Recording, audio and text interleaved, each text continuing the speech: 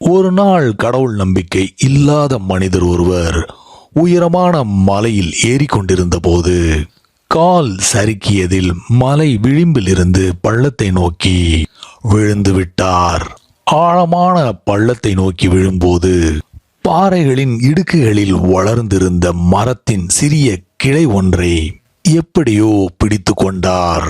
கடுமையான குளிரில் கிளையை பிடித்து தொங்கிக் கொண்டிருந்த போது தன்னுடைய பரிதாபமான நிலை அவருக்கு புரிய ஆரம்பித்தது. உயிர் தப்பிக்க முடியாத நிலையில் இருக்கிறோம் என்பதை உணர்ந்தார். கீழே தூரமாக தெரியும் பள்ளத்தில் ஊசி ஊசியாக பாறைகள் இருந்தன.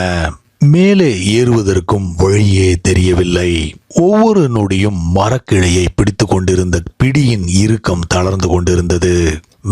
இப்போது என்னை கடவுளால் மட்டும்தான் காப்பாற்ற முடியும். நான் வாழ்க்கையில் ஒருபோதும் கடவுளை நம்பியதில்லை. ஒருவேளை என்னுடைய நம்பிக்கை தவறானதாக இருந்திருக்கலாம். இனிமேல் இழப்பதற்கு என்ன இருக்கிறது என்று நினைத்தார். எனவே சத்தமாக, கடவுளே, நீர் இருப்பது உண்மை என்றால் என்னை இந்த பேராபத்திலிருந்து காப்பாற்றும். நான் இனிமேல் கடவுளை நம்புவேன். I will believe in you என்றார். அங்கே ஒரு பதிலும் இல்லை. மீண்டும் சத்தமாக கடவுளை அழைத்தார். கடவுளே, நான் கடவுளை நம்பியதே இல்லை. ஆனால் நீர் இப்போது என்னை காப்பாற்றினால் இந்த நிமிடத்திலிருந்து உம்மை நம்புவேன் என்றார். திடீரென்று மேகங்களுக்குள் இருந்து ஒரு குரல் இடி போல் இறங்கியது. இல்லை இல்லை, நீ நம்ப மாட்டாய். உன் போன்ற ஆட்களை பற்றி எனக்கு நன்றாக தெரியும் என்றது அந்த குரல். மரக்கிளையில் தொங்கிக் கொண்டிருந்த மனிதருக்கு மிகவும் ஆச்சரியம். கிட்டத்தட்ட அந்த குரலை கேட்டதும் கிளையை விட்டுவிட்டார் என்று சொல்லலாம். பின்னர் சுதாரித்து கொண்டு, பிளீஸ் காட், நீங்கள் சொல்வது தவறு.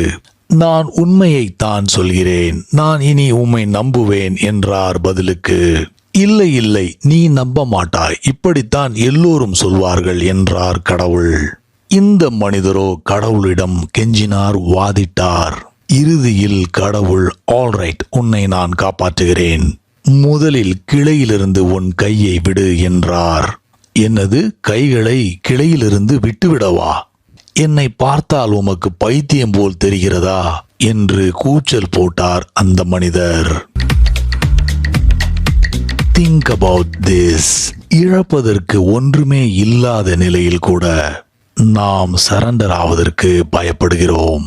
God can save you only when you surrender.